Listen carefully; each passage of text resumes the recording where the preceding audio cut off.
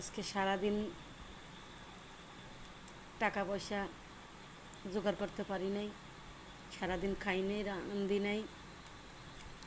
এই যে এখন কয়টা ভাত নিয়ে বইছি, এই যে দেখেন জাল, তারপরে পেঁয়াজ আর আলু, তাই দিয়ে ভাত মাখাই নিছি, নিয়ে খাচ্ছি। আমি অনেক অভাবী মেয়ে, আমি একটা এতিম বোন। আপনাদের আপু ভাইয়ারা, আপনারা আমরা ভিডিওটা লাইক কমেন্ট শেয়ার দিয়েন। আপনাদের কাছে আমি এটুকুই আশা করি।